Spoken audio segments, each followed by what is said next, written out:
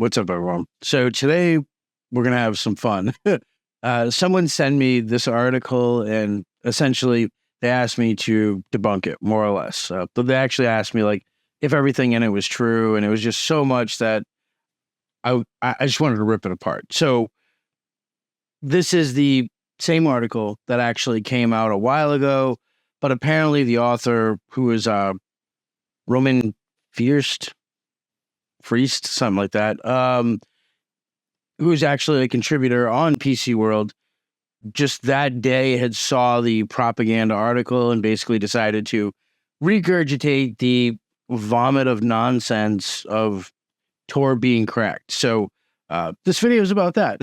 Like, the issue with it was that he was so lazy that he just completely missed a ton of things, or just outright cited fictional nonsense. So like right off the bat, the first issue that I found was the fact that he cites the wrong date. Like in the first sentence of the article, right off the bat, he just completely screwed it up. In September 2024, Germany's Federal Criminal Police, BKA, and the Public Prosecutor's Office in Frankfurt, Germany, were able to report a success. The suspected operators of the Darknet platform Boystown were identified and arrested after years of research. The special thing about this is that the suspects were identified via the TOR network. So this is completely misleading. First off, the Boystown takedown didn't happen in 2024. It was in 2021. And that's just like Wikipedia. Like, that's not, it's very basic. It's a basic fact check that he should have done. But more importantly, it wasn't the result of Tor being cracked. That framing really suggests that like law enforcement somehow broke Tor's encryption or de-anonymized users by defeating the underlying technology from what we know. That's absolutely not what happened.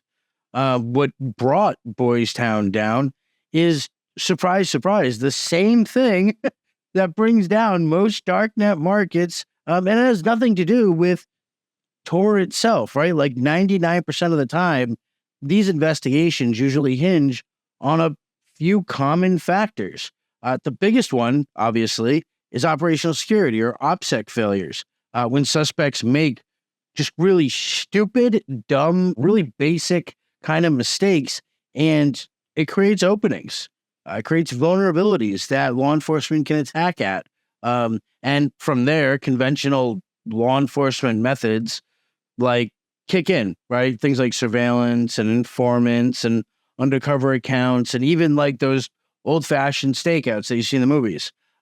Following the money is probably another really, really massive part of that. You're always going to read about money being moved around.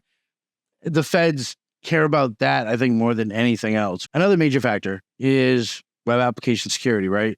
If the site itself has vulnerabilities, stuff like bad code or misconfigurations, exposed admin panels, right, that can be actually exploited without touching Tor's infrastructure at all. So like for markets, the overwhelming majority were taken down, not by like some, and I've said this before, like some complex, super low-level exploit, but rather by just observations and obvious things. Like, hell, with some of the markets, like Hansa, it wasn't even law enforcement that took them down, even though they get credit for it. But it was rather the hosting company, our guy that worked for him, calling law enforcement and saying to them, like, hey, the server's here, rack 7 at this address. Like, other times, hosting providers do this because they've been put through legal pressure. But again, this isn't because of like the amazing hacking skills of law enforcement. Like, this idiot tries to puff up as a puff piece or something. I don't know. It's just ridiculous. But it's not some super secret ability. The devil is just in the details. And really, complicity is the enemy of OpSec. So no, like Tor wasn't compromised. There was no magical backdoor or technical breach, just bad security on the part of the suspects. which is great because they were pieces of trash that should get life sentences. The persistent and methodical work of law enforcement is just what they do. Like, what else are they going to do? It's literally what they get paid to do. But the headline of Tor being cracked grabs obviously way more attention if you pretend the entire Tor network was somehow cracked or breached or whatever. And it wasn't. Tor still works. People don't get that. But people get complacent, just like the author of this article. Now, as a journalist, one of your highest priorities really should be that, like, what it is that you're saying is actually true. And if it's not, because none of us are perfect, you print a correction or you say something, right? Like, this is just the first example, by the way, of many that we're actually going to cover in this video. In the case of the Darknet platform Boystown, the investigators had probably exchanged messages with the suspect via a messenger. This meant they knew exactly when which data packet was sent and only had to wait until one of them was forwarded via the nodes they were monitoring. So, I mean, that's just, dude, that's not how Tor works. Like what you're describing is a traffic correlation attack. But the way that it's set up and framed here makes it sound like some casual packet watching tactic, like just monitoring a few nodes and wait because your node is the red one. It's very easy to point out. Like, it's beyond idiotic. In reality, it's just not that simple. A real traffic correlation attack requires monitoring on like a massive chunk of the Tor network. And even then, it's only viable if you can actually see both ends of the connection at the same time, like the user's entry point and the exit to that destination. That's like, it's really difficult to pull off, even for people like stay-level actors. So, like, there's no evidence that happened in this case. There's just not. It's just nonsense. The Tor project even spells this out pretty clearly in their own documentation. Traffic correlation attacks require visibility of both sides of a user's connection. The connection from the user to the Tor network and the connection from the Tor network to the destination website. Without that, you're just guessing. And even with it, like, you're still working against a ton of different things. Because people have tried this. Like this is not, you're working against things like randomized routing and encryption layers and constantly changing relay paths. So, I mean, yeah, it's possible in theory, but it's not nearly as straightforward as the article makes it sound. And I find when people talk about this conversation of like correlation attacks, it just gets really retarded. Because they just think it's basically like, it's a very simple thing, and it's just not. This kind of framing just really adds to the confusion and fuels this myth that like Tor is easily compromised by anyone that can run Wireshark, and it's just really annoying to me. It's one, like, it drives me nuts. It's the kind of statement that only someone who knows nothing about the technology would actually make, thinking it makes sense because it's theoretically possible. It's like, I don't know. It's like me saying that, like, I know I'm an expert in editing videos because I've seen them. Like, I don't know. Like, that's a shitty one. But like, I'm a mathematician because I've watched Beautiful Minds. Like, it's something that only makes sense to someone who has a IQ that's room temperature at best. Like, looking past all of this, though, like, the article actually contradicts itself, right? Like, so after pushing this idea that Tor's been cracked, the author turns around and does a complete 180. However, correspondingly extensive investigations can only take place in individual cases.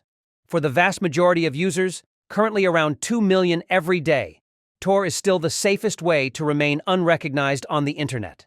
So he doesn't even know, basically, right? Like which is it, dude? You can't claim that the system is fundamentally compromised and then turn around and admit that it's still the most secure option for anonymity online.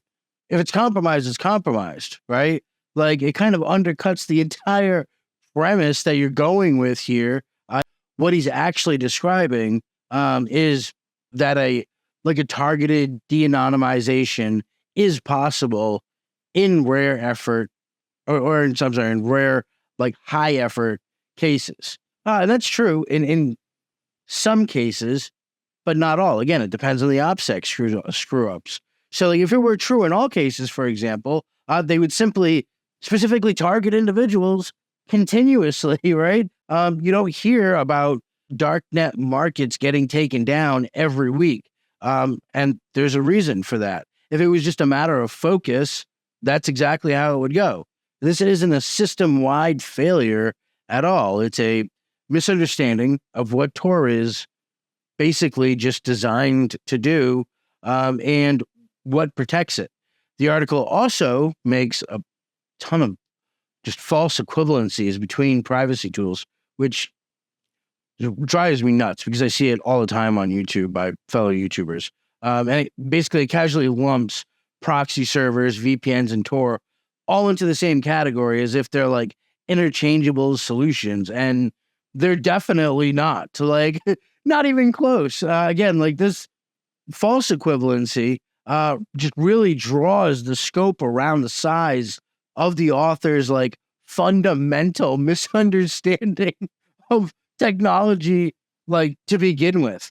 How he even got this job is beyond me. A proxy server is just a basic relay typically with no built-in encryption. It's a single point of failure, and whoever runs it most of the time can see everything that you're doing unless you're layering encryption on top of it. A VPN does encrypt your traffic, but it still routes everything through a single provider. And that provider can, a lot of the times, see all of your activity and metadata. And I've made videos about VPN providers and them logging when they say they're not and all that. But much of the times, but not always, you're trusting them not to log or to leak. And that's the opposite of OpSec. OpSec, you're supposed to control your information. If you have to trust them, you're not controlling it. If they're compromised or subpoenaed, you're screwed, right? So it's just, furthermore, this case gets even worse for VPNs in this discussion, as in the past, there have been some that actually were used maliciously, and they turned the individual seeking to use the VPN network into the VPN provider themselves. So they could actually do the complete opposite. But Tor, on the other hand, is built on a fundamentally completely different model, right? It uses multi-layered encryption and distributes trust across multiple relays, not a single node. It's in that setup, no single node is ever going to see both who you are and where you're going. That's not something that a VPN or a proxy can replicate. These tools are in no way interchangeable because they're designed for fundamentally different threat models. And it just shows that the author, along with just being a complete buffoon in regards to technology, also doesn't even understand fundamental differences between very, very basic words like privacy and anonymity. And as an author, you're kind of supposed to be a wordsmith, dude. So you should understand the difference between these words. In my opinion, this kind of ridiculous oversimplification does far more harm than good, especially when you're talking about anonymity and operational security. The BKA officials presumably configured a large number of high-performance and well-connected servers as Tor nodes for this purpose. So when you put presumably in, it's a guess. It's a guess. The statement alone shows the fundamental misunderstanding of how Tor's architecture is actually designed. You can't just just spin up a few high-performance nodes, and now all of a suddenly you can start surveilling traffic that's meaningful on the network. Tor has built-in defenses to prevent exactly that. First, all nodes are vetted through directory authorities, which validate and track the health and behavior of all those relays. Second, guard nodes, which are those that are used as entry points, add another layer of protection by limiting exposure to potentially malicious relays. And perhaps the most important is Tor's consensus system, which we talked about in the last video, which ensures that no single node or group of new nodes can gain disproportionate influence over the network. Like, unless you're the NSA. But if someone were trying to surveil traffic at scale, they'd have to control a significant chunk of the network. That kind of activity would absolutely show up in Tor's public metrics and would almost certainly be flagged once it happens. So like this pattern of thought in the article where he uses like these sweeping claims about Tor being compromised is just backed up basically by technically flawed explanations. He tries to create fear around Tor's security without actually showing any real understanding of how the system even works in the first place, or mentioning any of the safeguards in place to protect it. That's probably because he doesn't know about them. I mean, and the guy doesn't know the difference between privacy and anonymity, so can't expect him to understand like those countermeasures. But anyways, he goes on to just completely screw up how Tor's browser security model actually works. After 10 minutes at the latest, the Tor browser, a customized version of Firefox, swaps the second and third servers for other locations. Okay, dude. So first, like Tor doesn't swap individual nodes mid-connection. Like when a circuit is rotated, it builds an entirely new one from scratch. New guard, new middle, new exit. Second, the 10-minute window refers to circuits reuse for new connections, not active ones. Existing connections keep using their original circuit specifically to avoid traffic congestion risks. Like breaking that would be a security flaw, not a feature. And it's not even a like hard-coded limit. The whole 10-minute reuse window is just a default setting, basically, not a actual fixed constraint as far as I know. And obviously, like there's people out there who know far more about this than me. So if I'm wrong, I'd love to hear what they have to say. So if you have something, definitely leave it in the comments. But the Tor project itself states, Tor will reuse the same circuit for new TCP connections for 10 minutes as long as the circuit is working fine. After that, it'll build a new circuit. So, I mean, basically, not only is the article wrong on the mechanics, but it's also just completely misses the reasoning behind the actual design. The way circuits are actually reused is intentional and part of Tor's approach to balancing anonymity with stuff like performance, because it has to. But it's not some arbitrary security cap that exists. Again, this is another example of the article trying to explain Tor without even understanding it on a fundamental level. And in the process, it's completely just misleading readers, which that's the thing that really aggravates me, because it sucks learning something and then having to unlearn it and relearn it. It's one of the most, I just can't stand it. It's one of my pet peeves. But the article also makes false claims about what law enforcement is supposedly capable of, even within the Tor network. And this completely makes sense, given the fact that he's misquoted or misunderstood, like literally every other aspect that he's discussed. And in some cases, he's actually argued against himself. You don't just spin up a bunch of relays and instantly gain meaningful surveillance capabilities. It's just not how it works.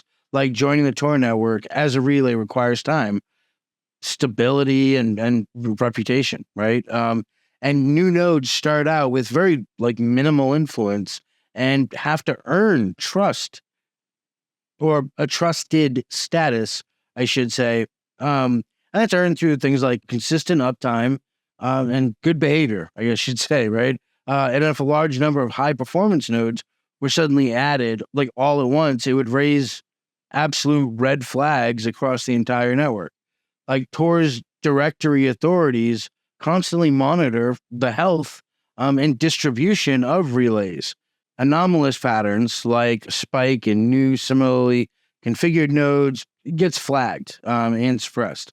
The idea that the BKA could quietly flood the network with surveillance nodes without detection just doesn't align with how Tor actually works, if you understand how it works. And the history absolutely backs this up. Like a 2023 study from Princeton on Tor's threat model noted, the distributed trust model requires a global adversary to control a significant percentage of both entry and exit capacity to perform effective correlation attacks. In other words, meaningful traffic correlation isn't something you pull off by tossing a few servers online with DigitalOcean or something. It requires visibility, control at scale, and duration. And once again, the article overstates what is actually possible while completely ignoring the built-in safeguards that actually exist for this exact reason. This article also draws a just crazy, ignorant, and misleading comparison, like I was saying with the proxy servers and the VPNs and stuff. The little brother of the Tor network is the proxy server. This is probably one of the stupidest things in this entire propaganda piece of an article. Calling a proxy server the little brother of Tor is like comparing a grain of sand to a planet and saying that they're the same. Proxy servers offer none of the core protections that Tor is built around. Just like that grain of sand doesn't have oceans and deserts of its own, or its own weather or ice caps or any of that stuff. By default, proxies don't encrypt traffic. They typically log user activity, and they offer zero resistance to stuff like traffic analysis or correlation attacks. So you're handling your entire session to a single server and trusting it not to monitor, leak, or sell your data. Tor, by contrast, again, like we covered before, has a layered approach with encryption and everything else, but no single point knows both you and where you're going. Just what it is. That's the entire point of onion routing. Even the Princeton Internet Observatory addressed this false equivalency directly. Single hop proxies provide fundamentally different security guarantees than onion routing networks and should not be considered comparable privacy tools. Right? So as you can see, this isn't just my opinion, but it's also backed up by people who are way more intelligent than me. Treating them as interchangeable or even related just shows a really fundamental lack of understanding on both the tech and the threat models that these tools are actually designed to address originally, right? VPN services such as NordVPN, Mullvad VPN, or ExpressVPN offer high speeds and thousands of servers around the world. So you'd read that and you would be like, okay, well, that suggests that VPNs are somehow superior alternatives almost to Tor. When in reality, they operate in a completely different trust model, and a far weaker one in terms of things like anonymity. With a VPN, like we said before, all your traffic is funneled through a single provider. That provider can see everything, your IP, your browsing habits, your connection times, everything. You're placing full trust in that one company to not log, sell, or leak, or hand anything over. And despite the endless oh, no logs marketing, plenty of providers have been caught keeping logs when it actually mattered. And plenty of them help law enforcement and put people in prison or gave away their info when they were pressured to, because they're a company. The whole purpose is to make money. They don't actually care about your security. That's just the promise that they sell you. And there are people who get stars in their eyes and, oh, it's so amazing, they care about us. And it's just really sad because it's not the case at all. VPNs are also vulnerable at endpoints, right? They do nothing to hide your traffic from the VPN itself.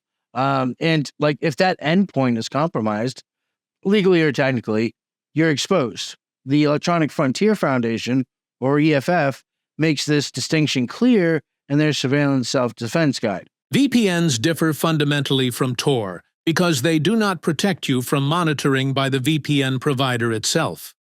So Tor, by design, prevents any single point from actually seeing both who you are and what you're doing. Treating VPNs as a drop-in replacement for Tor is like moronic at best and just shows a complete ignorance of the actual tech at worst. This guy is actually misleading users into a false sense of security. And the article also misleads readers about fingerprinting countermeasures. Firefox, Brave, and Avast browsers contain functions that either deliver incorrect data in response to JavaScript requests or generally block companies that are known to use fingerprinting.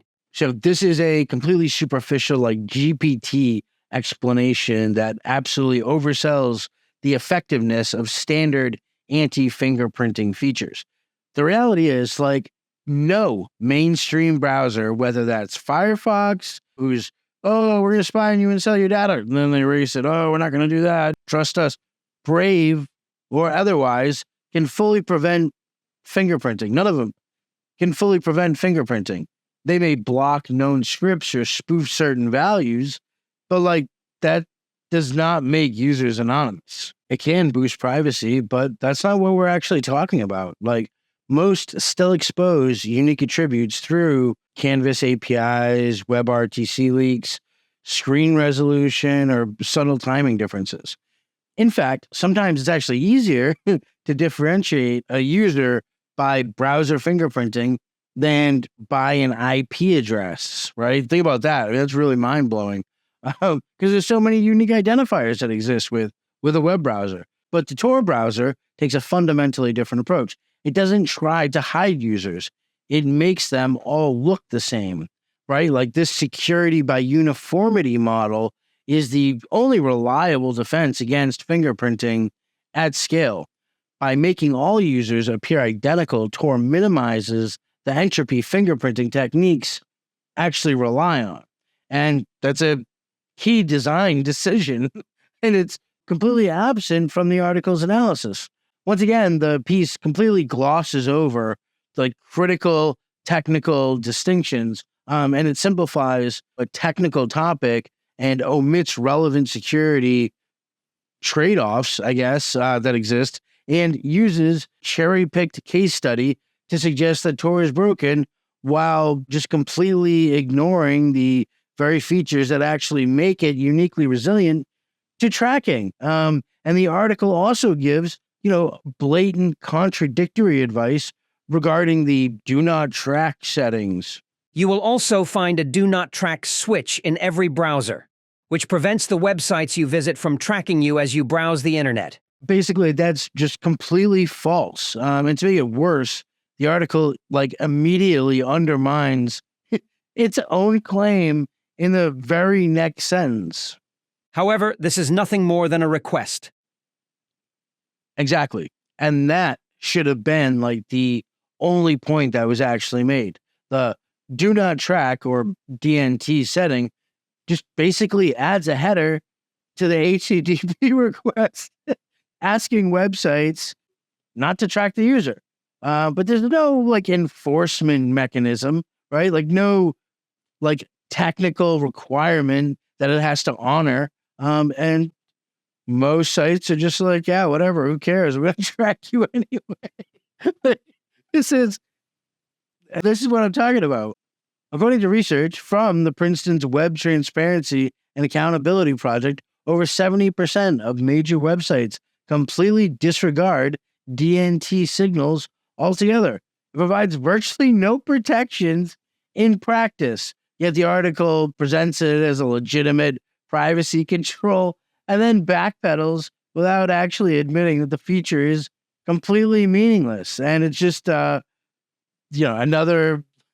ridiculous example of the article offering this surface level recommendation that sounds good, but doesn't actually hold up to any scrutiny whatsoever. It contributes to user confusion by mixing ridiculously false assurances with technical half-truths, which again shows the author's incompetence, for one, and ignorance of the topic just altogether that he's discussing. And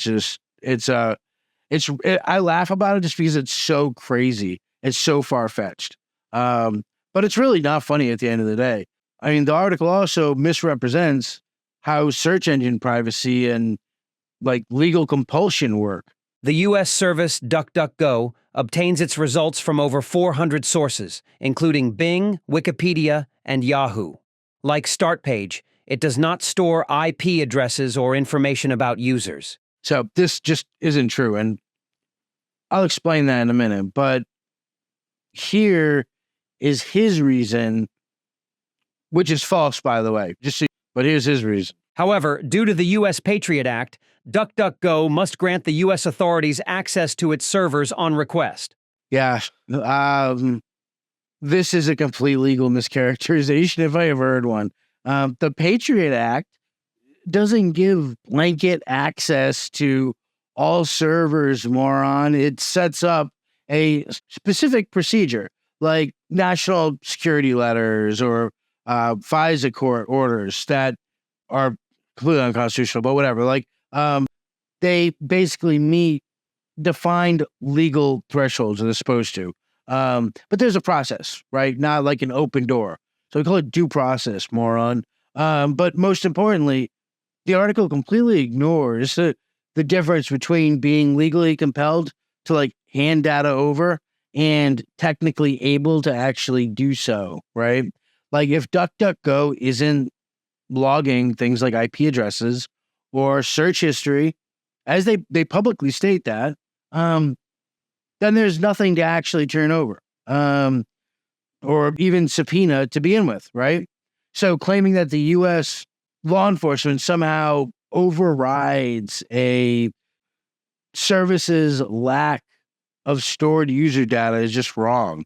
No logging means no data to provide. Like it's pretty basic concept. The article, but completely collapses legal usage and technical implementation into this crazy fear-based narrative, and in the process misleads readers about how privacy protections actually function.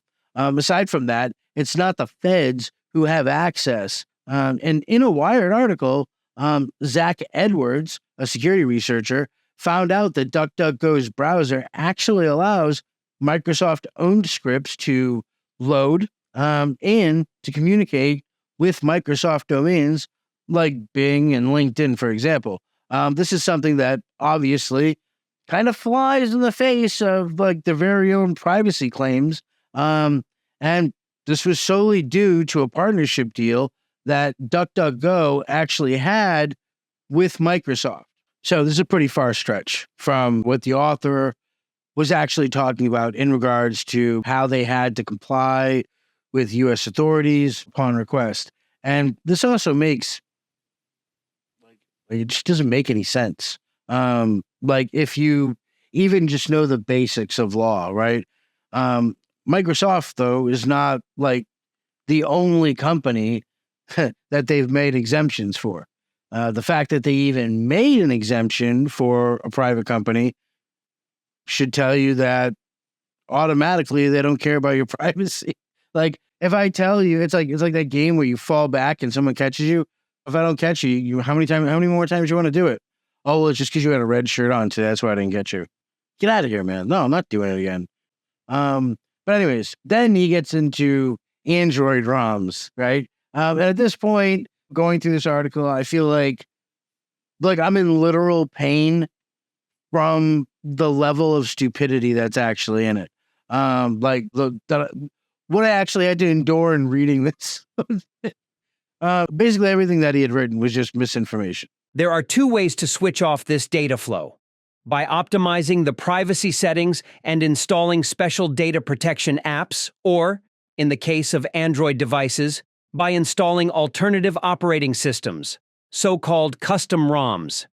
And so that framing, like, it completely misrepresents the actual complexity of Android privacy from what I understand. Because I'm not a master in mobile security, but I know a little bit. But basically, it suggests that this is a matter of like a few settings, change a few settings, and you're good. You know, install an app maybe. In reality, like privacy on Android, especially stock Android, is kind of just fundamentally compromised by design. If you really understand it, which is why Graphene OS is so valuable. But what I mean, first off, is you're not disabling any of Google's spyware, right? Like you're not disabling their telemetry just by optimizing privacy settings. This has to be by far like one of the dumbest statements that he says in this entire article. And I know I keep saying that, but it's just really annoying. I just really can't rank what's the dumbest. So like, if you've gotten this far in the video, then perhaps like maybe you can tell me what you think his dumbest statement so far is. Because like, it's all retarded.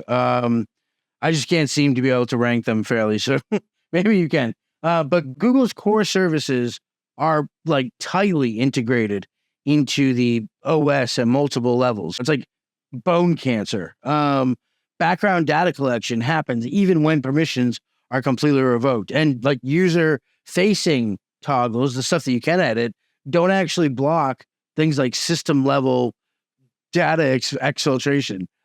So like without root access or like full OS control, users are locked out of layers where like the worst privacy offenders like Google actually operate. So installing special data protection apps on top of compromised OSs doesn't solve the problem. It's like you have malware on Windows, so you can use Tor browser. It's just not, they're still watching your screen. It's not going to help, dude. Say, like, imagine, if you will, setting your car on fire, having a car completely burn out, and then taking it and getting it painted, even though it's completely burnt out, and being like, okay, now that it has a new paint job, it should work just fine. Like, this is the level of logic that we're facing in this article. Anyways, really screws things up. It misleads readers. The article completely omits critical Tor security guidance, and that's something that makes it not just inaccurate, but really dangerous, man, for readers that are there on his lame site to learn about privacy or to be able to protect themselves. Tor is absolutely a phenomenal and very, very powerful tool, but it's not magic. Its effectiveness really depends on how it's used. And like I said, the article just fails to even mention even the most basic security best practices that are very essential to staying anonymous. So one of the most important things to know is that Tor alone is not OpSec, right? Like no tool can compensate for bad operational security or lack of knowledge. Logging into personal accounts over Tor, reusing usernames, leaking metadata, or failing to compartmentalize identities, like these mistakes will burn you, regardless of what browser you use. Using Tor correctly means embedding it into a broader discipline of compartmentalization or containerization, identity separation, and environment isolation are paramount. And not a word of this is anywhere in that dude's article. So what the article does is present Tor as a tool you can just turn on and be anonymous. It's just false. And that kind of messaging creates a false sense of security, which is the worst thing you can do to another human being, as far as I'm concerned. I mean, maybe not the worst, but you get what I'm saying. It gives people like just enough information to be dangerous and to be vulnerable without actually realizing it. So they're just really fundamental points. And it's lazy journalism and neglect, really at best, this dude's trash article. Anyone writing about privacy tools absolutely, in my opinion, has a responsibility to inform those users about those tools, how they work and when they're effective and what practices are required in order to actually use them safely. And this article fails on all three. So in short, man, just like screw Roland and his trash article. So if you watch this far, I appreciate it. And as always, I'll see you in the next video.